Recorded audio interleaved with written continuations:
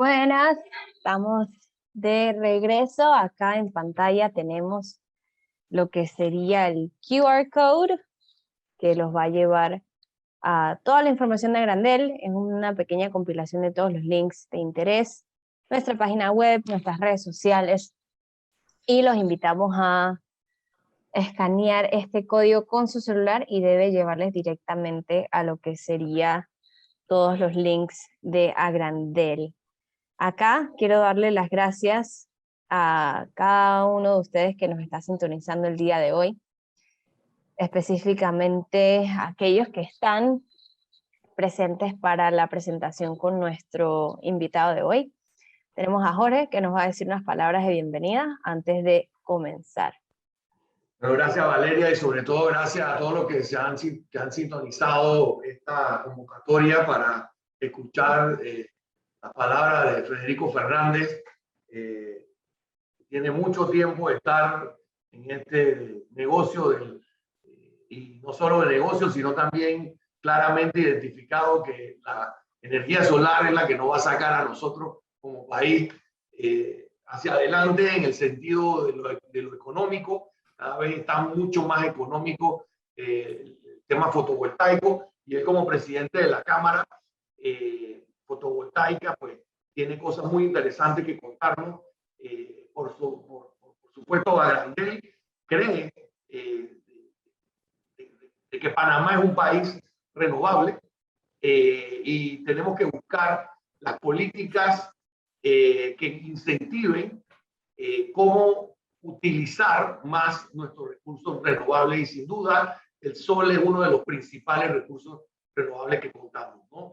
Y estoy seguro que como gremio, ¿no? Y junto con nosotros que estamos en pro del beneficio de los consumidores, se van a poder a lograr alianzas y determinar estrategias que nos permitan definir una política o mejorar lo que ya está, ¿no? Y más allá de mejorar lo que ya está, ejecutarlo, porque hay mucha teoría y aquí lo que nosotros necesitamos es ejecución. Así que sin más, gracias a todos nuevamente los que se han sintonizado y Federico, el micrófono es tuyo y después me imagino, Valeria, tenemos preguntas y respuestas, las cuales estaremos canalizando a través del chat para que la presentación fluya. Y Federico, bienvenido y gracias a todos nuevamente por sintonizar. Gracias. Gracias por tenernos aquí. Gracias por invitar a la Cámara Solar. Un placer conversar con todos ustedes unos minutos sobre energía solar y energía solar como sinónimo de ahorro y de sostenibilidad. Y estas son las 5 cositas que quería recorrer estos minutos. Al final estamos hablando de esto, de solar, de ahorro y de sostenibilidad, porque el mundo se está calentando. Sea cual sea la razón, lo cierto es que en los últimos años ha habido un aumento de la temperatura del planeta, en principio debido pues a que hay emisiones que hoy, 50 años después de una primera medición, estamos cada año emitiendo 2 veces más toneladas de carbono de lo que en esa época se emitía. O sea que algo está pasando que nos está complicando el ambiente, básicamente carbono del petróleo, del gas, del carbón.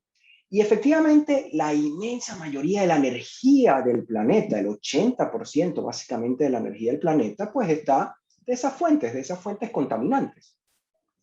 Nuestra intención, y buena parte de los que creemos en esto, es que cada vez más sea la otra fracción relevante en el mundo.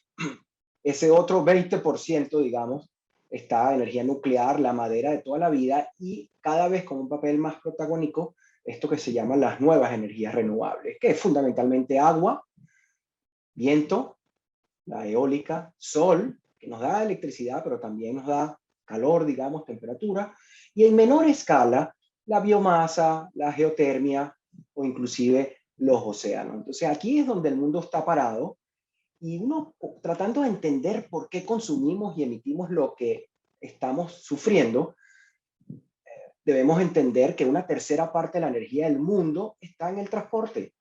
Y ahí, por supuesto, que no está muy bien la fracción de renovables. Hay un esfuerzo enorme que hacer. Más o menos otra tercera fracción de la energía del mundo es la industria y la cultura, es decir, el sector productivo. Y ahí, aunque mejor que en el sector transporte, todavía hay mucho espacio por recorrer para las energías renovables. Y finalmente, una tercera parte más o menos de la energía del mundo es donde trabajamos o donde vivimos, digamos, residencias, comercios. Y ahí también, pues, más que en los otros sectores, pero todavía hay un largo espacio para la energía renovable. Quizás esto se entiende mejor todavía si entendemos en qué usamos la energía. Ya dijimos que una tercera parte está en el transportarnos. Y ahí estamos mal. Pero más de la mitad de la energía del mundo está en calentar o enfriar. Y ahí hay un 10% de energías renovables, pero evidentemente muchísimo por hacer. Y donde mejor estamos, y es donde hace mucho ruido la energía solar y la energía eólica, es en generar electricidad, es esa otra fracción de la energía del planeta. Ahí casi la cuarta parte de la electricidad del mundo sí ya está generada con energía renovable. Entonces esa es la buena noticia y todos los años hay un récord, pero así como hay un récord de energía desde fuentes renovables, sigue habiendo un récord de emisiones de carbono. O sea que hay un esfuerzo enorme que hacer para movernos en estos otros sectores, en el sector transporte, en el sector calentamiento, enfriamiento, en general el sector donde vivimos, donde trabajamos, donde producimos. Entonces, afortunadamente, ya 140 países han reconocido con políticas explícitas y metas de dónde debe estar para ser más verde. Ya 70 países han ido más allá y han puesto metas en la parte de transporte. Inclusive 20 países han puesto metas en la parte de calentamientos y enfriamientos. O sea que cada vez más atando los distintos eslabones del problema de energía en el que vivimos. Pero vamos a concentrarnos en la buena noticia del sector eléctrico. En el sector eléctrico ya desde el año 2014, la nueva capacidad instalada en todo el mundo es más de fuentes renovables que de fuentes contaminantes. Esa es la buena noticia. Y ya hace pocos años, casi 3/4 partes de la nueva generación eléctrica es renovable. Y si ustedes lo ven en los últimos años en este gráfico, dominado cada vez más por el sol.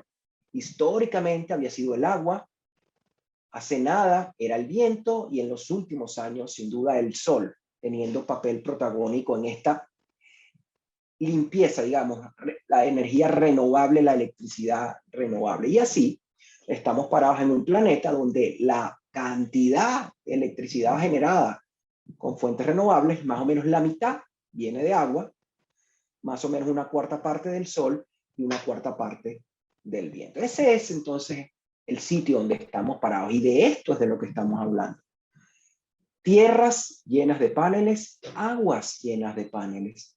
Tierras llenas de molinos de viento, aguas llenas de molinos de viento. Lo cierto es que ha demostrado que esto compite en precio, pero también en confiabilidad con las fuentes que previamente existían para generar. Y por eso las empresas más importantes del mundo, para ahorrar, no para salvar el planeta, eso es adicional, pero para ahorrar, están asumiendo 100% de compromiso con electricidad renovable. Y esto está yendo más allá. No solo es hacerlo para ti, es exigirle a tu cadena de suministro que esté en esto. Porsche, por ejemplo, va a obligar a toda su cadena de suministro a que también se comprometan a tener electricidad renovable. O Unilever, que ya ha prometido que va a ponerle etiquetas de huella de carbono a todos sus productos. O sea, que esto está sucediendo para arriba y para abajo de las cadenas de suministro. Y sucede, repito, no por un tema ambiental, sino por un tema económico.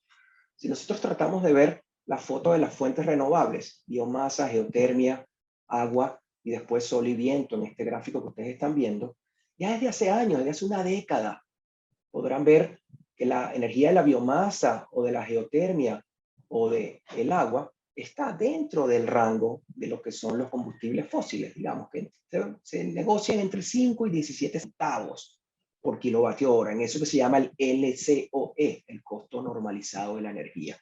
Y desde hace una década, repito, estas fuentes renovables estaban dentro del rango. Sin embargo, son difíciles de escalar, son muy focalizadas. Geotermia es donde hay volcanes, biomasa tiene que haber suficiente energía para quemar de fuentes renovables y agua es donde hay agua, no la puedes construir. Mientras que sol y viento es muchísimo más fácil. Y como ven, la virtud, la belleza, es que en los últimos 10 años ha bajado brutalmente el precio, el LCOE, el costo de generar electricidad del sol o del viento, y ya por eso compiten con cualquiera de las otras. Y cuando a eso le sumas su único gran hándicap, que es la variabilidad, el sol y el viento varían, ¿y cómo le quito eso? Pues con baterías, ese eslabón que falta ya es un hecho también en el siglo XXI. Ahí ven parques solares con batería o parques eólicos con baterías, y las noticias recientes dicen que inclusive América Latina va a liderar el mundo en relación con generación con almacenamiento para que sea energía firme. Ya hay casos concretos.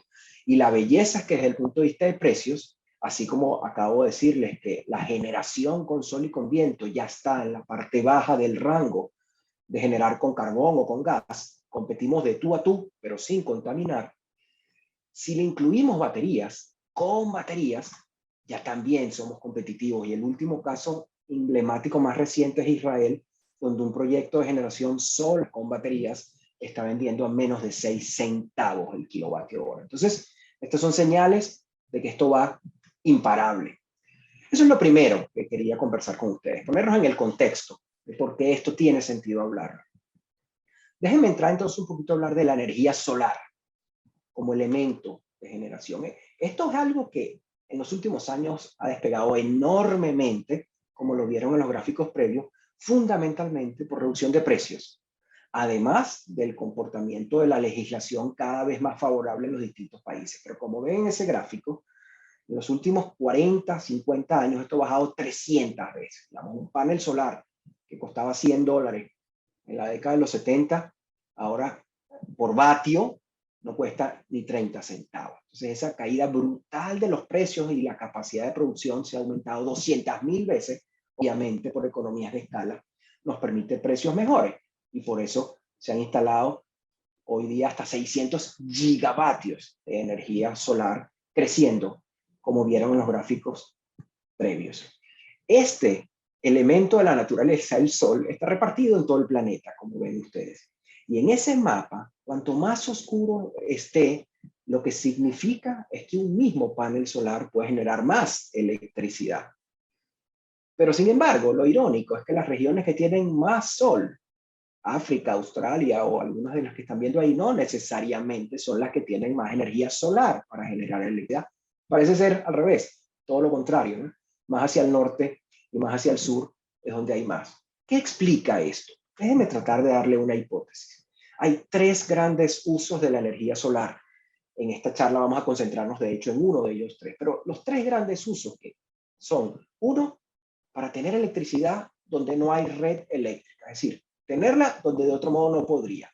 Eso es desde el espacio sideral hasta comunidades absolutamente remotas, lo que se llama instalaciones off-grid, fuera de la red. Entonces aquí mayormente se trabaja con baterías, con instalaciones logísticamente muy complicadas, y el problema no es el precio de hacerlo, simplemente quiero tener energía y por lo tanto vale la pena hacerlo. Obviamente tiene un hándicap económico, pero el objetivo es tener electricidad. Y como ven, ya el mundo, solo un 15% del planeta está fallo de electricidad, y ese es el reto, digamos, de esta energía off-grid, tratar de completarlo. Pero el ritmo anual está en el mundo de los 350 megavatios. El segundo gran uso de la energía solar, y este ya tiene unos 30, 40 años en acción, es cuando los países desarrollados dijeron, no, yo tengo que salvar el planeta. Necesito que mi electricidad sea más limpia. Y entonces empezaron a meterle energía solar a el sistema eléctrico y energía eólica, es decir, energía limpia al sistema eléctrico. En su momento, lo que querían era salvar el planeta, no importa el precio que sea. Y en su momento era con unos subsidios ridículamente altos. Así funcionaba. La belleza de estas cosas es que en ese entonces el objetivo era salvar el planeta, pero ya en el 2020 y en la última década ya no hay un problema de subsidios y no es un problema económico. El año pasado habían 200 gigavatios suministrados nuevos a la red, de manera que ya compiten, como dije hace un ratico, por kilovatio hora con cualquier otra fuente. Ya el problema es técnico, es cómo adjudico vía subastas, cómo hago los contratos de compra de energía, cómo me pego a las redes de conexión, que ese es el principal problema, y el mismo hecho de la variabilidad técnica. Pero ya no es un problema de subsidios, ya esto compite de tú a tú. Y el tercer gran uso de la energía solar tiene que ver con ahorrar. Cada uno de nosotros que dijo, no, que quiero gastar menos, estoy harto de pagar tanta luz. Y entonces apareció una manera de ahorrar teniendo cada quien su electricidad con paneles solares en sus techos, lo que se llama instalaciones grid tie, instalaciones en el techo o en el piso, digamos, vecino a donde yo tengo mi suministro eléctrico. Y voy a autogenerar y lo hago con atractivo financiero, y esa es la belleza de nuestros tiempos. Esto es lo que se llama generación distribuida.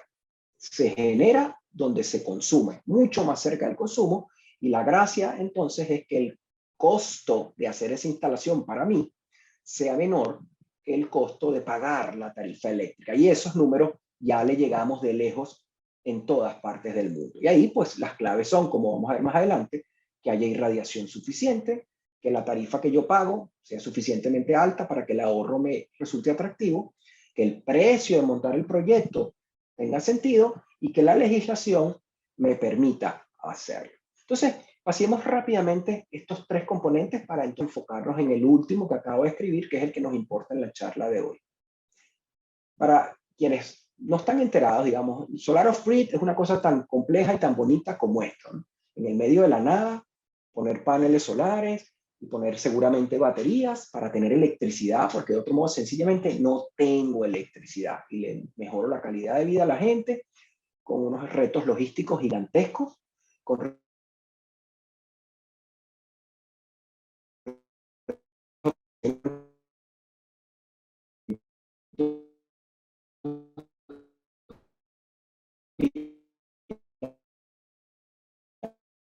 que no es cosa sencilla. Pero esto es una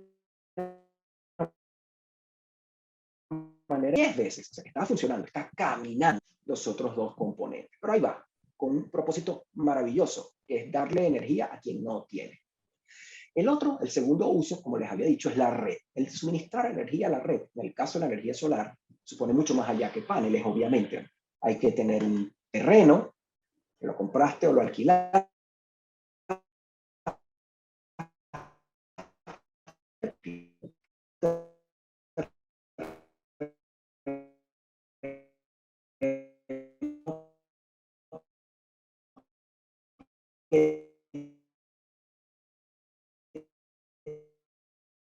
a largo plazo para venderle a un privado o para venderle a la red, que son los dos grandes fuentes compradores de electricidad. Al final, esto es un problema técnico. Regulaciones técnicas duras, exigentes, de calidad de energía, estudios de impacto ambiental, de confiabilidad de la energía. Es todo una dinámica de desarrollo de varios años para ofrecerle energía a la red. Y por supuesto hay distintas maneras de aumentar la generación, con módulos bifaciales, con seguidores, con elementos técnicos en el que año tras año las cosas mejoran. Lo interesante es que el principal problema que le dice a la gente de cuando uno habla de poner panel solar es que no hay espacio para esto. Déjenme darle esta referencia. Si yo quisiera suministrarle toda la electricidad que Brasil consume hoy, solo necesito ese pedacito del planeta, de ese país. Si lo mismo pensara de Argentina, solo necesito ese pedacito del país. O sea que la excusa no es de tierra, una fracción menor de lo que Estados Unidos usa hoy en todos sus ductos y pozos petroleros sería suficiente para con el sol darle electricidad. Pero evidentemente no es tan sencillo porque las líneas de transmisión son un problema que hay que resolver. Pero bueno, no es problema de tierra, es otro el problema. Y por eso esto va a crecer, como dicen todas las gráficas. Esto va a crecer brutal en los próximos 20 años, o sea, más que 6 veces, porque el planeta quiere energía más barata y limpia, y esto ya ha demostrado que puede hacerlo. Concentrémonos entonces ahora en el tercer de los elementos que dijimos que es para uso del sol. Aquí lo que estamos buscando es responder esta pregunta. ¿Quiere usted bajar su gasto eléctrico a largo plazo y a la vez proteger el ambiente? Y por supuesto que la mayoría te dice que sí. Y entonces se le ofrece esto que se llama generación distribuida, DER en inglés, ¿no? Que son una manera tener tu propia electricidad, olvidándote del gasto durante décadas, sin incertidumbre si van a subir, a bajar. La belleza es que se hace en muy poco tiempo y absolutamente rentable. De esto es lo que estamos hablando para tratar de ponerlo en pocas palabras. Por cierto, el material que estoy usando es el material que usa la Cámara Solar en su programa de formación gerencial en energía. O sea que este es el material que nosotros usamos en los esfuerzos didácticos que hacemos y me permito compartirlo con ustedes y aprovecharlo para esta charla. No estoy inventando la rueda. Entonces, ¿cuáles son las? El esquema del que estamos hablando es básicamente metros cuadrados donde se ponen paneles solares. Esos paneles transforman la energía del sol en corriente, en electrones, digamos, en corriente continua, y se pone un equipo adicional que se llama inversor para esa electricidad del sol en corriente continua llevar la corriente alterna, de manera que yo puedo ponerle un cable al tablero eléctrico de donde recibo la luz de la calle. Estos son sistemas on-grid, grid-tied, pegados a la red. La idea es que no me suelto de la red, estoy pegado a la red y durante el día, en tiempo real, tengo energía del sol y es la primera que me consumo cuando yo quiera consumir. Pero si por cualquier razón consumo más de lo que me da el sol, viene de la calle de manera transparente, ni me enteré de dónde vino. Y si es de noche, pues toda la energía es de la calle. Y si es un día espectacular, pues toda la energía puede ser del sol. La belleza de estas cosas es que no necesito baterías. Por lo tanto, los proyectos tienen unas inversiones súper manejables y súper atractivas. Pero las legislaciones de los países permiten que si en algún momento usted genera energía del sol, pero no la consume, la inyecte a la red. El medidor se cambia por un medidor bidireccional y yo le inyecto a la red esa energía que probablemente a un mediodía me está sobrando.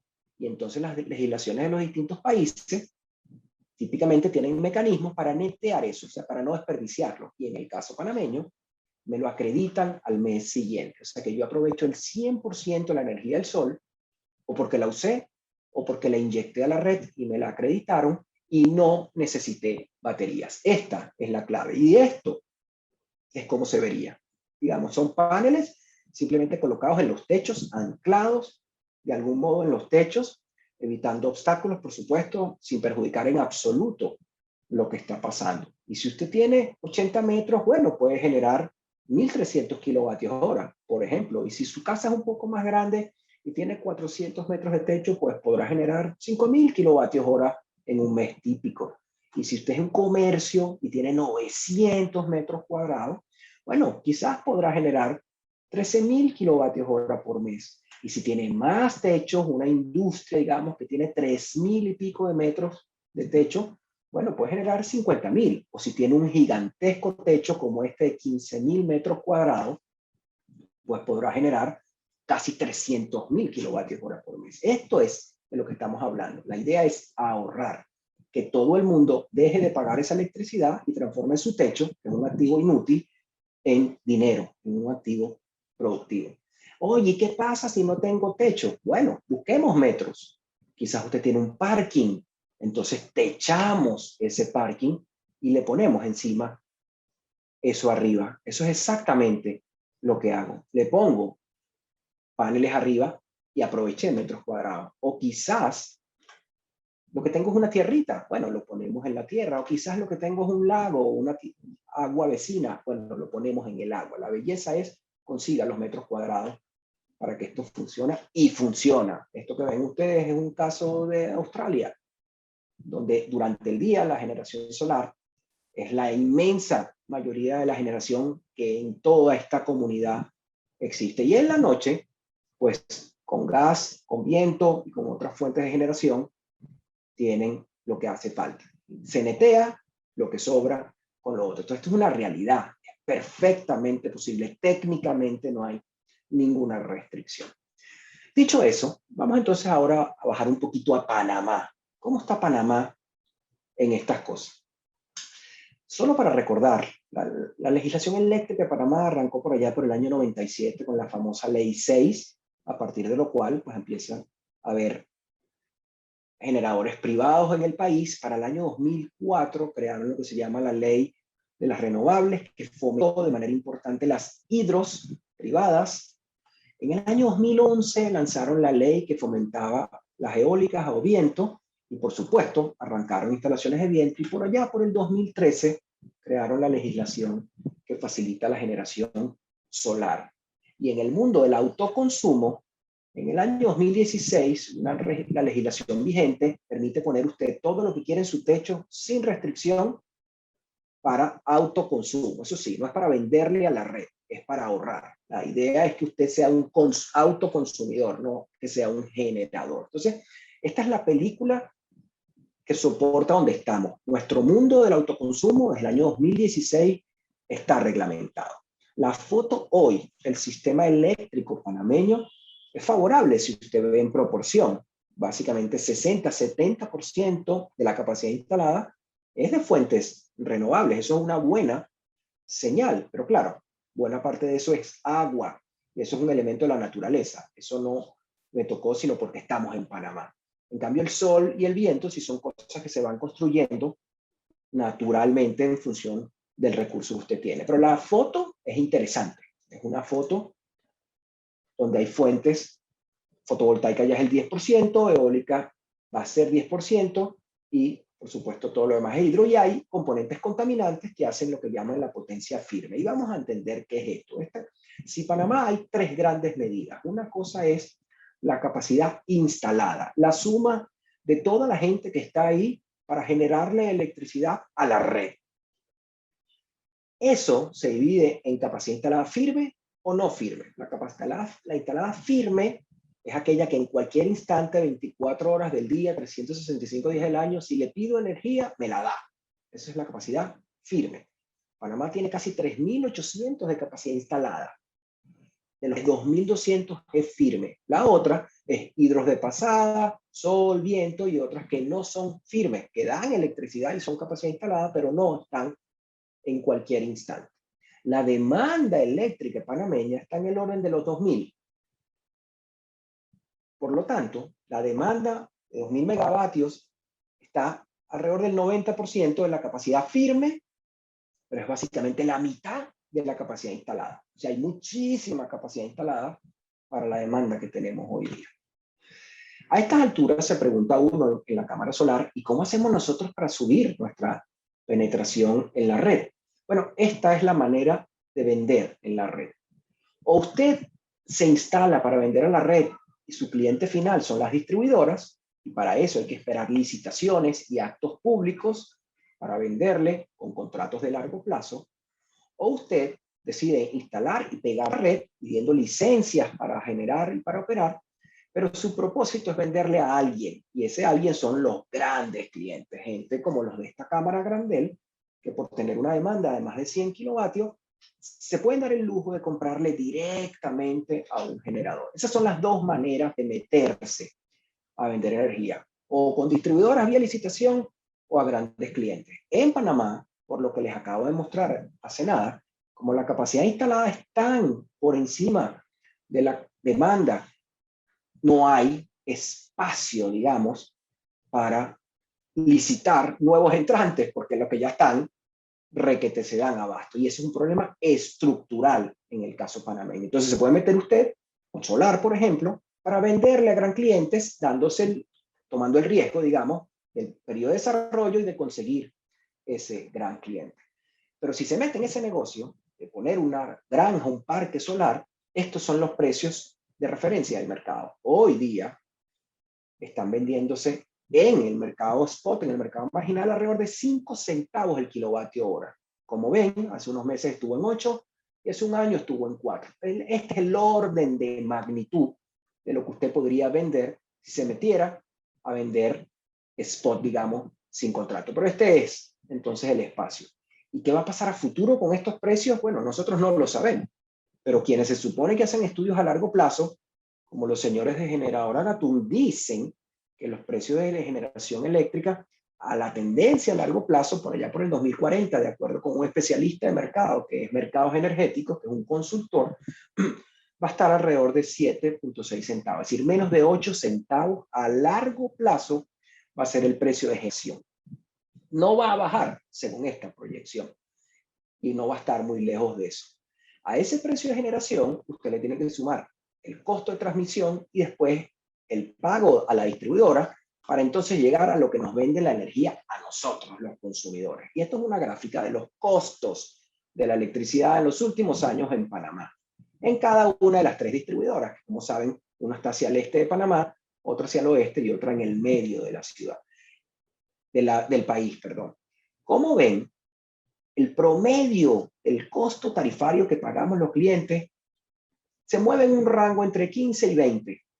Y de esos 5, 6, 7, 8 centavos, que es el precio del generador, están los costos de transmisión y el beneficio de la propia distribuidora para llegar a estos 15 o 20 que nos venden a nosotros. Fíjense la diferencia ahí. Habrán distintos esquemas tarifarios. Algunos de nosotros tendrán tarifa BTS, tensión simple, otros tensión con demanda, otros media tensión. Cada quien tendrá su esquema tarifario, pero el orden de magnitud es ese. Frente a esta realidad, plantea la Secretaría de Energía como estrategia nacional y como agenda de transición. Hay básicamente 5 pilares en el sector eléctrico. No voy a hablar del sector hidrocarburos, me voy a limitar al sector eléctrico. La primera es la estrategia de acceso universal. Es espectacularmente impactante desde el punto de vista social, digamos, es ponerle energía a aquellos que no tienen energía en el país. ¿Se acuerdan de lo que hablamos de solar off-grid? Costos mayores, complicaciones logísticas, baterías, etcétera, etcétera, pero le doy energía al que no tiene. Esa estrategia todavía no ha salido a la luz pública. Ha habido discusiones, pero todavía se está madurando. La siguiente estrategia es la estrategia de uso racional y eficiente de la energía. Esta tiene años en la calle. Ya salió, ya está en la calle, pero no pareciera que le estamos haciendo mucho caso. Eso es, use menos energía. Sea más eficiente en el uso de la electricidad. La tercera es la estrategia de movilidad eléctrica, que recién esta semana finalmente salió la ley. Ojalá que la logremos ejecutar para beneficio de todos, porque como ustedes vieron en el principio de esta conversa, el sector transporte es la tercera parte de la contaminación que existe en el mundo, y en Panamá es más que eso. De manera que bienvenida la posibilidad de electrificar todo lo que tiene que ver con la movilidad. La cuarta estrategia es la que nos tiene aquí conversando con ustedes, que es la estrategia de generación distribuida. Y la quinta estrategia, que todavía no sabemos mucho qué está pasando, tiene que ver con la integración y la innovación del sistema interconectado. Tiene que ver con smart grids, digamos, y la manera inteligente de que estas cosas funcionen. Entonces, vamos a profundizar en esa estrategia 4. ¿Dónde está parado Panamá en relación con sistemas de autoconsumo? En este momento hay 1.400 instalaciones, 1.400 clientes, 1.400 personas, comercios, empresas, industrias, ya tienen instalados estos sistemas de autoconsumo, sumando alrededor de 50 megavatios pico. Ahí está la distribución, unos en EDECHI, otros en EDEMED, otros en ENSA, algunos son residencias, otros son comercios, otros son industrias. Esto es lo que hay. Lo interesante es que son 1.400, pero aunque casi el 80% de esos 1.400 son clientes residenciales, son instalaciones más chicas y la suma de sus capacidades instaladas no llega ni al 20% del total. El 15% de esos clientes, así que alrededor de menos de 200 clientes, son comercios, pero son la mitad de la capacidad instalada. Tienen más metros cuadrados de techo probablemente, tienen más ganas de ahorrar probablemente, o más poder adquisitivo. Y solo el 5% de las instalaciones, no llegan a ser ni 70, son de clientes industriales de media tensión, grandes consumidores eléctricos que tienen una tercera parte del consumo. La buena noticia es que esto se ha multiplicado por 5 en los últimos 5 años. Cuando nosotros arrancamos esto junto con algunos de los colegas que fundamos la Cámara, no habían ni 10 megavatios instalados en Panamá. De hecho, nosotros instalamos los primeros megavatios en Panamá, las 2 o 3 empresas que arrancamos esto hace unos años. Y hace 5 años, en septiembre del año 2016, eran 10 megavatios lo que teníamos. Ya hoy tenemos 50. Entonces, la buena noticia es que se ha multiplicado por 5. Pero repito, con la proporción que acabo de describir, digamos, el 80% de los clientes lo que tienen es el 20% de la capacidad. Y el 15% de los clientes tienen la masa mayor de capacidad. Casi la mitad de lo instalado en Panamá es en clientes comerciales con baja tensión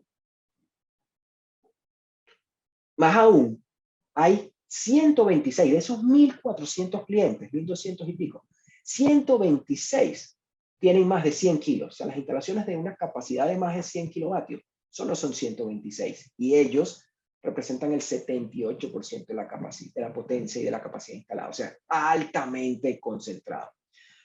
A estas alturas que quiero destacar, que si medimos todo lo que ya existe instalado en Panamá en relación con los dos límites que tenemos, la normativa actual dice que solo podemos tener el 10% de la capacidad o de la demanda en Panamá. Con ese parámetro, estamos entre 2 y 3%. El máximo de la ley es 10. O sea que podríamos triplicar la capacidad y todavía la ley no sería un estorbo. Pero si lo medimos en el otro lado, que es porcentaje del consumo, ¿cuánto del consumo del país? El límite ahí es 2%. Y ya hoy estamos cerquita del 1%. O sea que ahí no podríamos sino duplicar. Aunque estos límites máximos se revisan periódicamente y en este instante va a empezar una consultoría para analizar ese cambio, lo cierto es que la estrategia nacional, que les voy a describir ahora, supone que estos números se van a mover. Y la estrategia pone básicamente 3 escenarios de la cantidad de paneles solares en techos que va a haber en Panamá para el 2030. Escenario, si no hacemos nada. Bueno, vamos a tener 250 megavatios. Hoy tenemos 50, vamos a tener 5 veces más. Escenario base, si hacemos las cosas mínimas que tenemos que hacer, llegar a 950 megavatios, que ya sería el 7% del consumo eléctrico y por lo tanto hay que cambiar los límites actuales. Y el escenario optimista, que para los que estamos adentro es nuestra meta, es que hayan 1.700 megavatios instalados y que seamos el 14% del consumo de la época. Esto es, digamos, las perspectivas de la estrategia nacional. Esto es lo que el gobierno puso sobre la mesa que deberíamos ser capaces todos juntos de hacer. Nosotros, por supuesto, que queremos que el escenario sea el de arriba. Ahora, ¿cómo el gobierno va a hacer esto? La estrategia tiene 5 ejes. Uno atiende la parte legal, normativa y regulatoria. El otro, la innovación y los modelos de negocios necesarios para que esto suceda. El tercero, financiamiento. El cuarto, educación. Y el último, institucionalmente, ¿qué va a hacer? No vamos a ir en detalle, pero les voy a contar que hay 25 líneas de acción. Las primeras son probablemente los mayores estorbos. Por ejemplo, hay que simplificar y digitalizar los trámites, porque esto necesita permiso y es un dolor de cabeza. Y ahí está previsto qué hacer al respecto. Otro tiene que ver con estos límites. ¿Cómo hacemos para que los límites no sean un problema técnico? Está previsto que se estudie y se analice. O cómo hacer para que parezca una figura de comercialización de los excedentes de energía o que haya modelos de negocio que permitan que otras personas inviertan y nos vendan la energía, y no como hoy que está prohibido según la ley panameña. Otra línea de acción es innovación que ya existe en el mundo, instalaciones solares comunitarias, neteo virtual, instalaciones remotas. Todo eso es parte de la discusión que va a haber para que esto se implemente. Y una quinta línea de acción es estos procedimientos de autoconsumo, si estos límites vigentes tienen sentido o no tienen sentido. Estas son las primeras 5 líneas de acción, que son cosas que destrabarían la velocidad en la que esto se está moviendo. Una última es la parte técnica. De los primeros 6, digamos, yo necesito que haya estandarización y calidad técnica y, por supuesto, todo eso está en la estrategia. Los siguientes líneas de acción es, ¿qué pasa si cambio la ley y con una figura que se llama comercialización independiente, que en países vecinos existe y ha ayudado muchísimo a mejorar los modelos de negocio?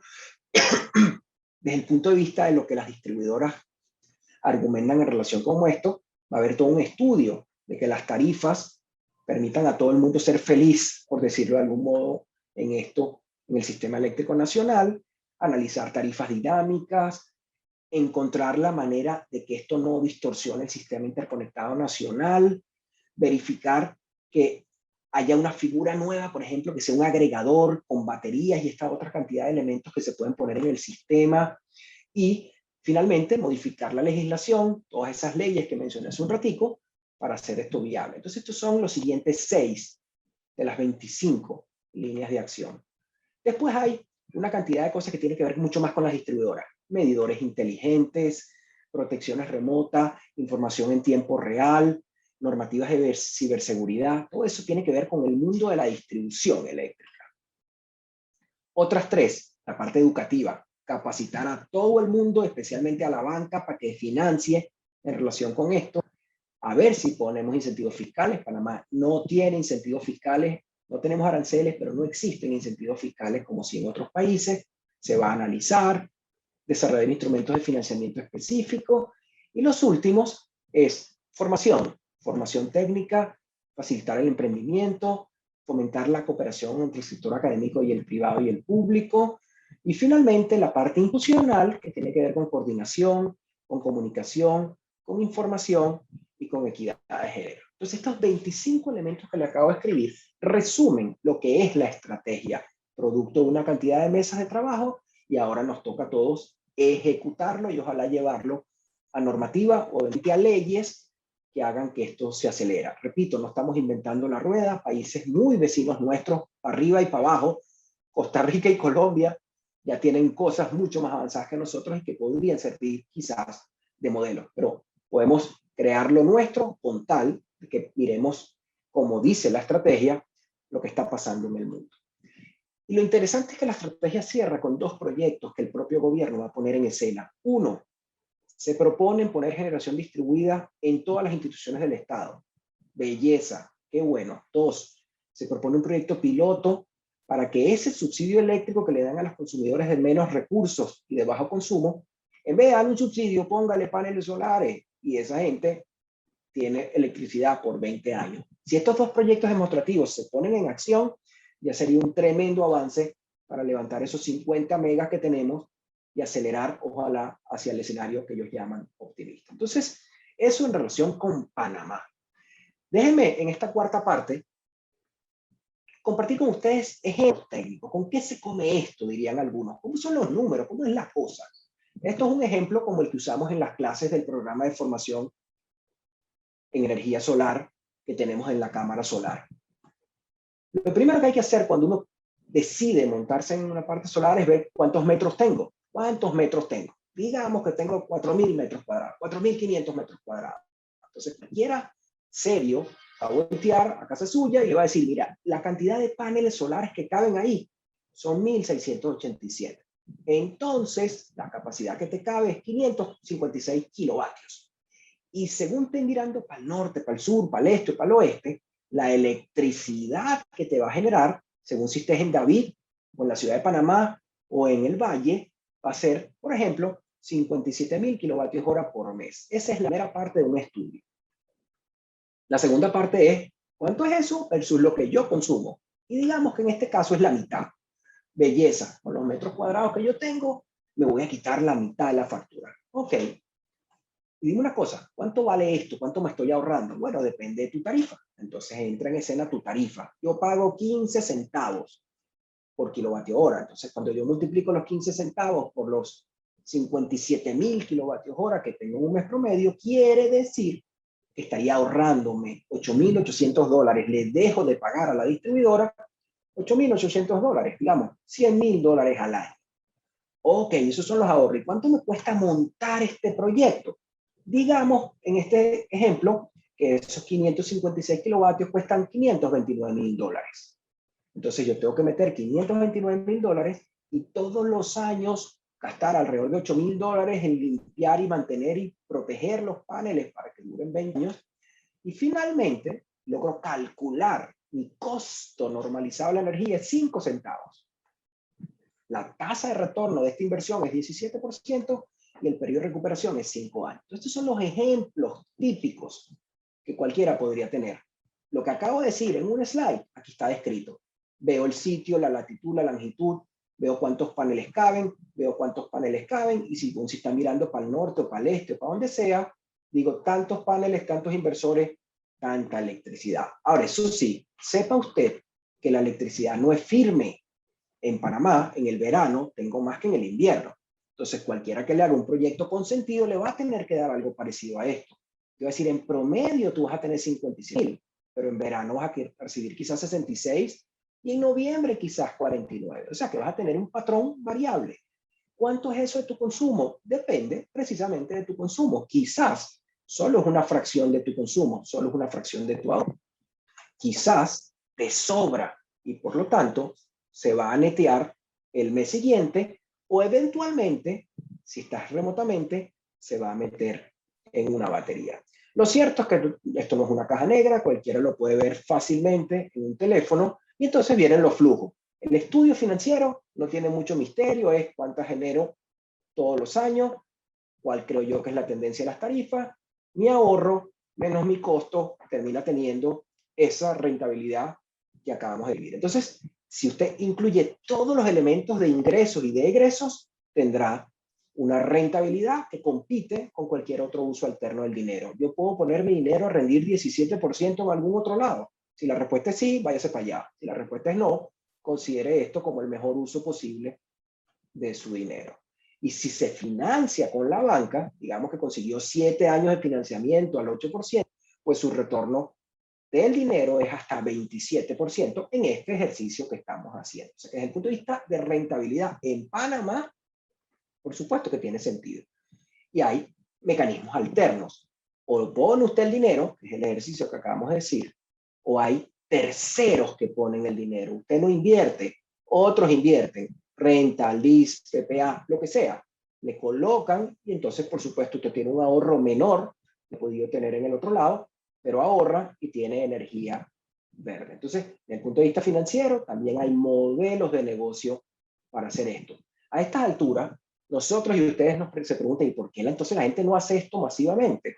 La historia de quienes estamos en esto desde hace años esto es más o menos las razones típicas. La primera es que la gente jura que las tarifas eléctricas van a bajar. Y la gente está confiadísima en que los precios de los equipos y de los paneles van a bajar. Entonces creen que la mejor estrategia es esperar, porque si las tarifas o los precios van a bajar, yo lo puedo hacer mejor después, sacrificando el ahorro de los años perdidos. Segunda gran razón, no, esto es muy nuevo. Esto la verdad es que es un invento. Que otro sea pionero, yo mejor espero. Y resulta que ya ustedes ven que hay casi 1.400 instalaciones en Panamá y ni hablar de la cantidad que hay en el mundo. Entonces ya no estamos hablando de nada innovador en términos de ser pionero. Está requete probado. La tercera gran razón es que para algunos 3, 4, 5, 6 años de periodos de recuperación son demasiado largos y simplemente no cumplen su parámetro financiero y mejor se meten en otro lado. Otra gran razón es que nadie se cree que estas cosas pueden durar 25 años.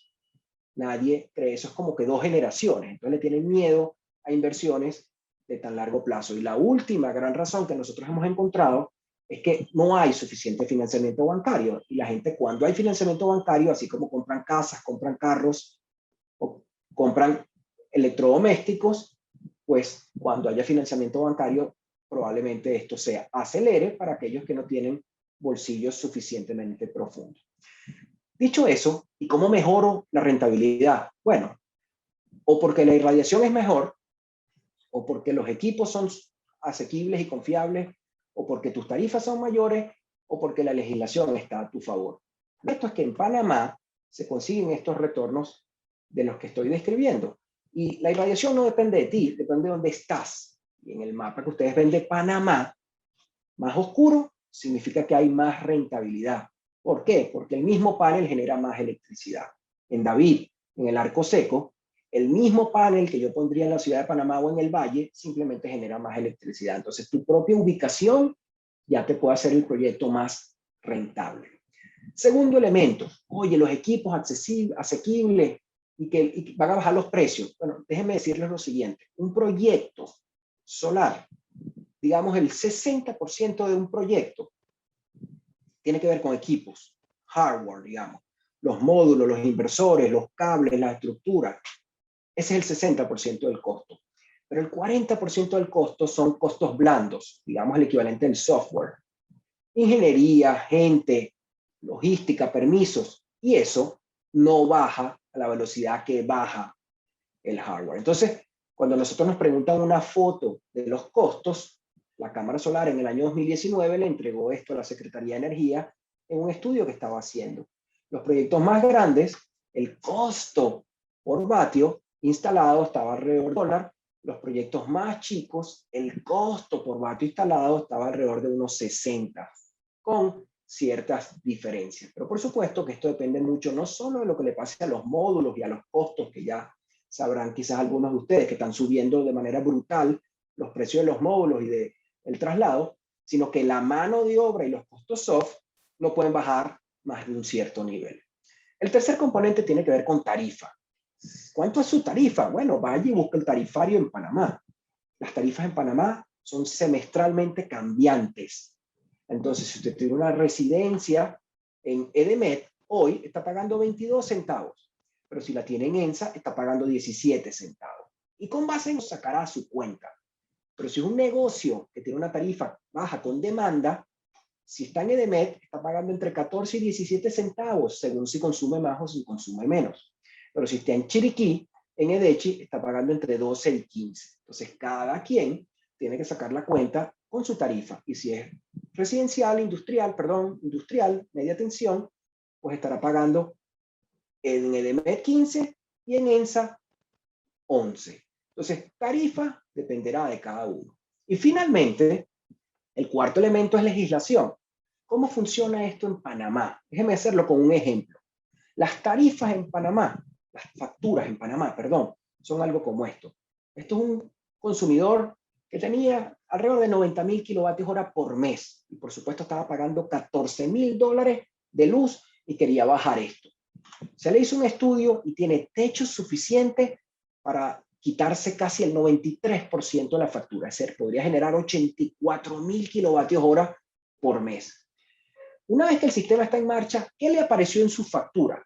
Lo que antes le parecía, decir, energía activa, pero ya no estaba consumiendo 90,000 kilovatios hora, solo consumió 33,000.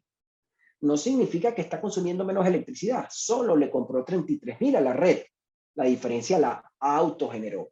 Pero aparece una nueva línea en todas las facturas en Panamá, lo que se llama G activa. G activa es la energía que usted le inyecta a la red. Es decir, al mediodía no la usé y por lo tanto la inyecté a la red. Y lo que en la factura le cobran a usted es la diferencia entre lo que consumió menos lo que inyectó, tal como dije hace un ratito. Entonces a este cliente le cobraron $1,000 y de venir pagando 14,000, empezó a pagar 1,000. Se ahorró $13,000 al mes y por supuesto que está feliz, sin considerar que adicionalmente, según su perfil de demanda, podría bajar el cargo máximo por demanda. En el caso panameño, ¿qué es lo que tienen de particularidad los grandes clientes? Esto lo pueden hacer, pero lo que no pueden hacer es inyectarle a la red. Entonces, el gráfico que vimos hace un ratico es idéntico, con la diferencia de que como usted no puede inyectar, el diseño del equipo, de lo que le vamos a poner en el techo, tiene que ajustarse a su perfil del consumo al mediodía.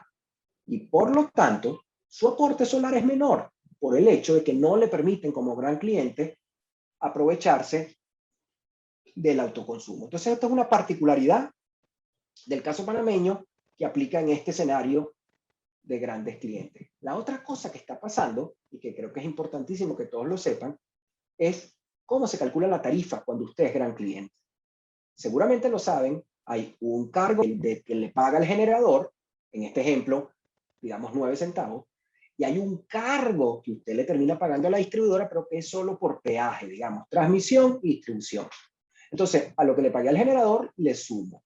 Pero resulta que de hace unos años para acá, todo gran cliente tiene que pagar también lo que se llama el cargo por demanda de generación, porque está comprándole directamente un generador y tiene que tener un cargo de confiabilidad eléctrica. En este caso específico que está pasando desde hace muchos años para allá, cuando yo sumo para acá, cuando sumo el cargo por energía con estos cargos por confiabilidad, en este caso termina pagando 12,8 centavos y casualmente la tarifa regulada de un cliente de media tensión era 11,7 centavos. O sea que este cliente se dio cuenta cuando le fuimos a hacer el estudio solar que él estaba pagando más contratando, siendo gran cliente directamente con el generador, de lo que tendría si le ponemos la cosa en el techo. Entonces, cuidado con que su pago definitivo por la electricidad, siendo grandes clientes, está mucho más alto de lo que ustedes creen que está. Y finalmente, ¿cómo puedo ir más allá? Bueno, no solamente ahorrando por la energía, sino que ese otro componente de la factura que se llama cargo por demanda, yo con la electricidad propia hago algo como esto. Me ahorro, digamos, toda esta electricidad que antes pagaba. Pero resulta que el cargo por demanda es un componente adicional que solo me lo puedo quitar de encima poniendo baterías. Entonces, podría poner baterías que hacen lo que llaman peak shaving y de esta carga máxima, con solar bajé a esta carga máxima y ahora con baterías puedo bajar hasta esta carga máxima. Entonces, este es el siguiente escalón del ahorro después de que usted usó autoconsumo, es una micro red. Y es simplemente lo que ya tenía, ponerle baterías a entonces tener un perfil del consumo realmente controlado absolutamente por usted, parcial o totalmente. Y a estas alturas nos suelen preguntar, bueno, ¿y de qué tamaño son las baterías? La respuesta es, si esa es una persona, la que está a su derecha, a la derecha de él, la verde, es una típica batería residencial, un poco más chiquito que una persona. La que está del otro lado suyo, la azul, es una típica batería comercial, un poco más grande que una persona. Y lo que está en naranja detrás es una gran típica batería comercial o industrial que es un container, básicamente un container. Entonces, estas son las cosas que usted puede hacer. Bueno, yo aquí lo que quería en adelante era hablar sobre el futuro de la energía, pero creo que más bien paro y conversamos un ratico, si con mucho gusto tienen algo que pueda compartir, porque al final lo que iba a presentarles en adelante son los escenarios que tiene la Agencia Internacional de Energía o Equinor o BP, y eso no es pertinente y quizás le podemos aprovechar más conversando. Aquí estoy, a la orden.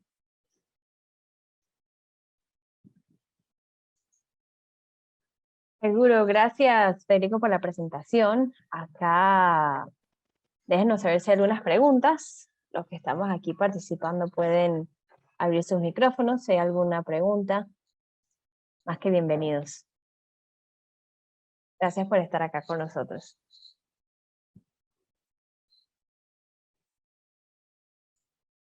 Gracias, Federico. Muy completa la presentación. Un gusto.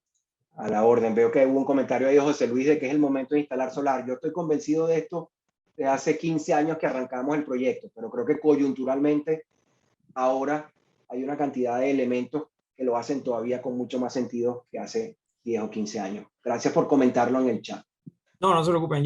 Mi beneficio, yo trato de ayudar a clientes grandes, sea lo que sea la estrategia en el momento. Y yo ofrezco también contratos baseload después de solar. Así que, tú sabes, esa es la parte que veo yo. Yo también creo en solar y sí, la coyuntura es muy interesante ahora mismo. Así que yo sé que se está votando bastante y tenemos un año récord, yo creo, pero debe seguir porque los precios van a continuar subiendo, yo creo que en los próximos 2 años. Y eso es lo que me parece, pues. Preguntas por aquí. Emanuel, gracias por la pregunta. Saber si un gran cliente puede estar conectado a un sistema de autoconsumo es permitido por la distribuidora. La respuesta es sí.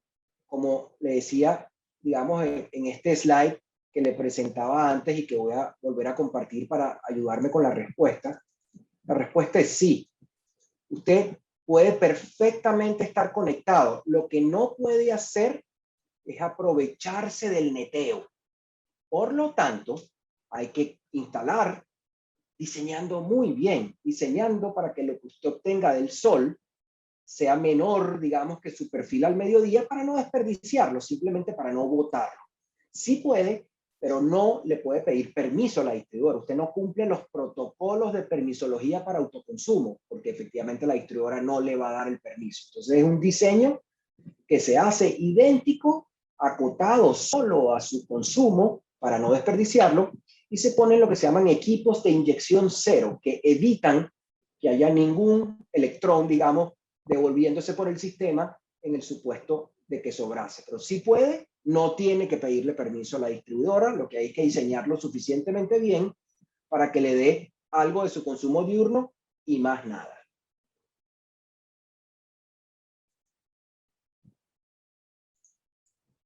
Hay otras cosas aquí que podrían considerar, Federico. Martín pregunta, te pasaste la palabra, José Luis. Martín pregunta, Sí. ¿cómo resolver el domingo cuando la planta está apagada? No lo resuelve, eso es lo que llama perderlo.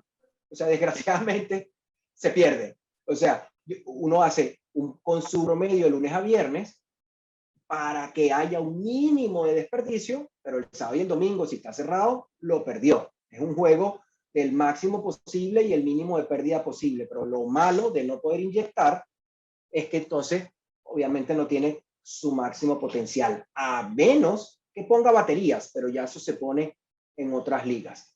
José Luis, perdón, adelante para compartir. No, gracias, Federico, me parece que ya lo respondiste tú. Gracias.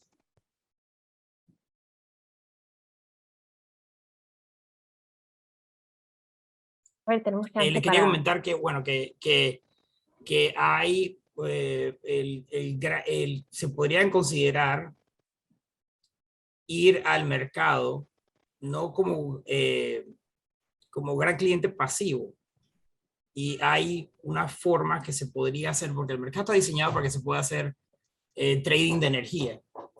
Los que son autogeneradores los bloquean que hagan ese trading de energía, pero hay otro bracket arriba de eso que es de generador ya, que podrían hacer un trading de energía. Entonces, eso es algo que podrían estudiarse en cada caso, ¿no? Pero ese no es el diseño del autoconsumo. Repito, el autoconsumo solar, Correcto, como lo eso es otro acabamos de tema, describir, exacto. es para ahorrar.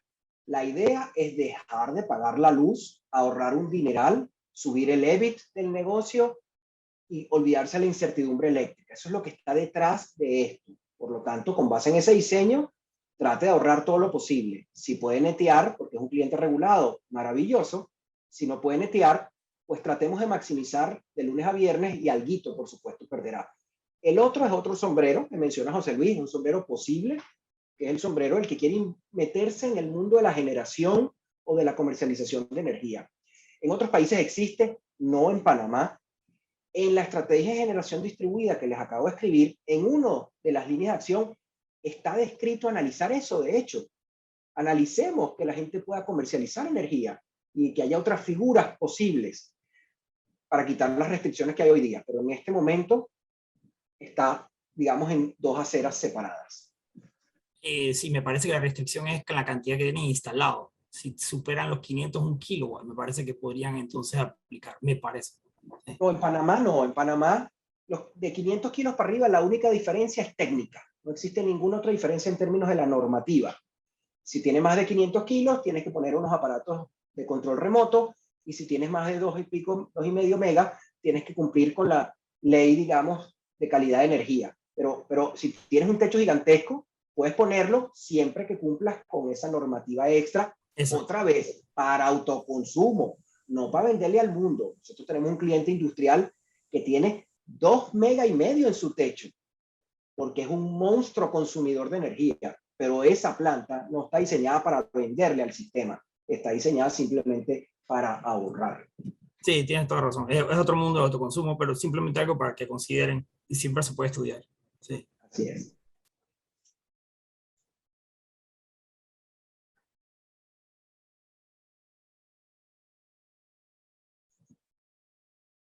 A ver, tenemos chance, creo que una pregunta más antes de cerrar. Les doy un espacio para que la manden. Si no, Federico, la verdad que gracias de parte de Agrandel. Estamos inmensamente agradecidos por tu tiempo, por tu participación, por compartirnos todo esto sobre la energía solar, cuál es su importancia dentro de esta nueva estrategia de generación distribuida, cómo podemos llegar allá. Así que nos llevamos todo lo que nos has compartido hoy. Te damos las gracias al público que nos acompaña. Muchísimas gracias por estar con nosotros.